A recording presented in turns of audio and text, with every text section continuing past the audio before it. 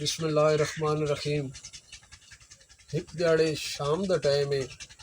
ایک مسافر ایک دریا دے کول بہنا کہ ویکھدا بھئی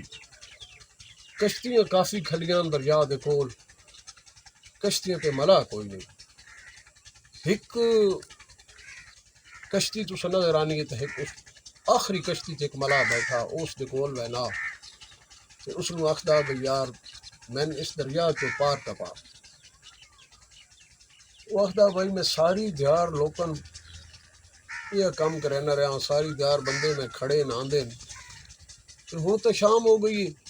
ہوں میں نہ میں تو جس ٹائم وہ مسافر اس نہ رولا پینا بھئی یار تو کیوں نہ رہنا، اس کا کوئی ہوں ٹائم نہیں، شام دا ٹائم ہے جس لئے تنگ کرے نہ اشفاق زرگر میرے در توجہ بھی کرنی ہے میں کیسی چیز سنانا پیا جلو تنگ کرے نہ تو اس لیے اس نے مسافر آخدا منظر کشی دیکھنی ہے کہ مجبور مسافر نال مالا دے بیٹھا پتن تے اڑیاں لا کے، مجبور مسافر نال ملا دے او بیٹھا ہی پتن تے اڑیاں لا کے او پیا پار ونجن دی منت کریندا اللہ پاک دے واسطے پا کے تے غصے نال ملا اکھا حسرت نو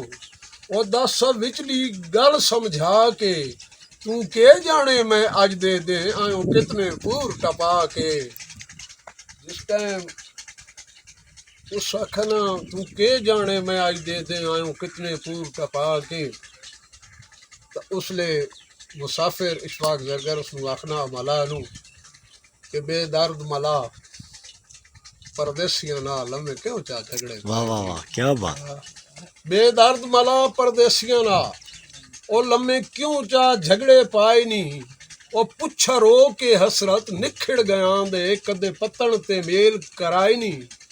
اور تیڈا میں مجبور تے دین ہو سی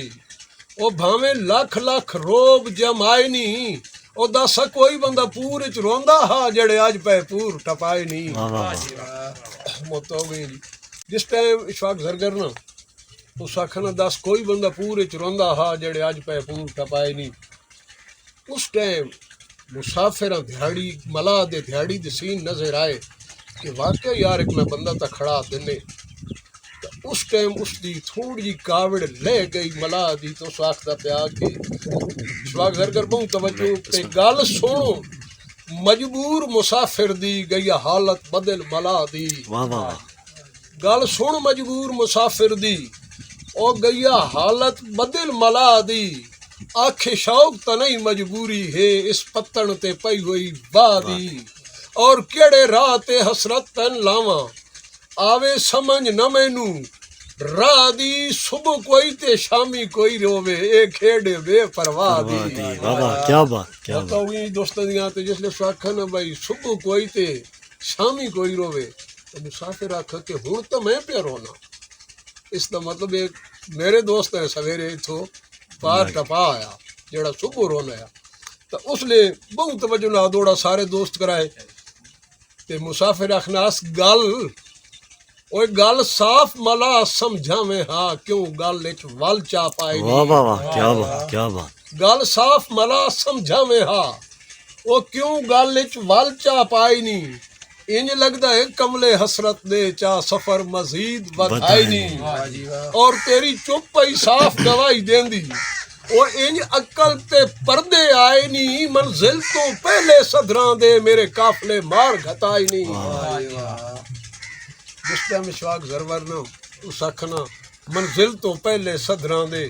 میرے قافلے مار گھتائی نہیں، تے ملا دی حالت ویکھنی ہے، حالانکہ ملا دا ایک کام نہیں ہونا با اتنا کمزور دل ہوے،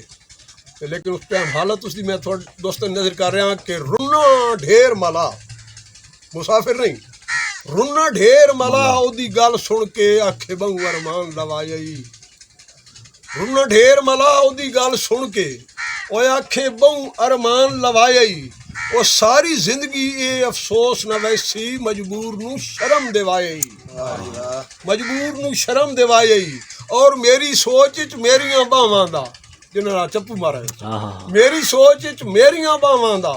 او جا جرم سنگین بنایا ہی اور جڑا نقشہ حسرت تو دینا ہے میں تو دھمی والے پار ٹپائے واہ واہ واہ کیا بات جس ٹائم ساکھن سواگ کہ میں دھمی والے پار ٹپائے تے دوڑا سننا تے سارا دوستاں دا تھکیڑا لے ویسی با کیسا تخیل دوڑا ہی پایا تو اس لیے آخدا مسافر کہ کیڑا فائدہ ہے ہن پچھتاون دا واہ واہ کیڑا او کیڑا فائدہ ہی ہن پچھتاون دا او پہلے سوچ کے قدم اٹھائے ہا او تو انج دل پتھر نہ ہووے ہا زندگی وچ یار بنائے ہا واہ واہ او کیڑا فائدہ یا ہن پچھتاون دا پہلے سوچ کے سجن بنائے ہا تو انج دل پتھر نہ ہووے ہا زندگی وچ سجن بنائے ہا اور بیڑی چاڑ کے کھلیاں باواں دے اوے ارمان نہ قتل کرائے ہا اگ لائے آئے جے پیسے نو نہ روندے پار ٹپائے ہا واہ جی واہ کیا بات اشفاق زرگر ہر کہانی چ نا ایک بڑی قیمتی چیز ہر شہر لکھتا جس ٹائم اس آکھا نا میری پوری کہانی دا نچوڑ دوڑا جس ٹائم اس آکھا نا یار پیسے اگ لایا پیسے تو ملا پتہ ہی کیوں آخدا اور دا یار میں پیسے تک کو نہیں لائے اچھا بہت توجہ غور میری گل پہ اس آکھا تو بندے بھی پار ٹپینا تے پیسے نہ گینا اس آکھا میں نے تو زندگی گزر گئی ہے بندے کھڑے نہ تے آنے نہ واہ واہ میں آج تھی پیسے نہیں لائے کیا بات واہ اس ٹائم پریشانی مسافر دے اندر آ گئی بھئی یار کم بھی یا کرے نا تے پیسے نہیں گینا تو اس مسافر سوال کیتا بھائی دس تو پیسے کیوں نہیں کہتے تو پہ آخنا ملا سارے دوست توجہ کرائے جی بسم اللہ۔ بڑا قیمتی دوڑا کہ ہکی یار دی خاطر میں کملے چا پتن تے ڈیرے لائے نہیں واہ واہ واہ کیا بات ہکی یار دی خاطر میں کملے او چا پتن تے ڈیرے لائے نہیں او میرے دل وچ کئی دیاں یاداں دے ستے لشکر آن جگائے نہیں تے کیڑا فائدہ یا حسرت پار ونجن دا او کدے گئے ہوئے واپس آئے نہیں اے میرے وانگ ملا بن بیٹھے نہیں او جنہ پتن تے یار کھڑائے نہیں جس ٹائم اشفاق زرگر اس آکھا نا بھائی مینڈے وانگ ملا بن بیٹھے نہیں جنہ پتن تے یار کھڑائے نہیں تے سارے جتنے بھی میں شعر سنائے اس دے وچ یار دا لفظ استعمال نہیں کیتا مسافر ملا نو یار نہیں سدا اچھا دوڑے پیچھے چیک کرنے اس دوڑے چو پہ آخنا جس نے اس آکھا نا بھائی اس آکھا یار تا میرے نال دا بندہ اس پہ آخدا اٹھی مسافر اٹھی یار ملا دل نہیں پیاراندا میں کتھے حسرت کتھے کیا بات اٹھی یار ملا دل نہیں پیاراندا میں کتھے حسرت کتھے نشان وکھا انہاں کھریاں دے لگے ڈھول میرے دے جتھے اور کیتی منت ملا دھمی نال اور پڑیساں او تیرے نال جو وعدے متھے یہ رات دا سمرا منت کریں دا ٹیک رات مسافر اتھے واہ جس ٹائم اشفاق زرگر آخری دوڑا ساری رات گزر گئی اس ٹائم اس دی گل من گیا مسافر کہ چلو جی چر ہو گیا رات رانے دھمی دا ٹائم ہویا اس بڑی اوکھی رات گزاری دھمی والے تنگ پہ کے آخدا یار ہن میں لے ون تیری مہربانی اللہ پاک خیر کرے سی سویر ہو گئی ہے مسافر اس ملا بڑا روکا بھئی یار نواں اجے دریا بڑا چڑھا کھلا وہ آکھے نہیں جی دریا لاسی یا نہ لاسی تسی اللہ یاد کرو تے بیڑی جاؤ ٹھیلو آخری شعر کہ ٹکا رات مسافر پار کے میں گئے اشفاق زرگر ٹکا رات مسافر نال ملا دے تمی نال تیاری کر گئے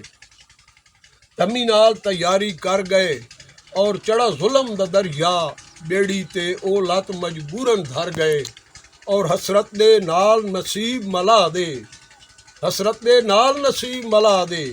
بھوراں وچ آن کے ہر گئے انج زندگی نال ناراض تھیے ملاقات تو پہلے ہی مر گئے بڑی مہربانی جی بہت شکریہ سارا دوستوں کا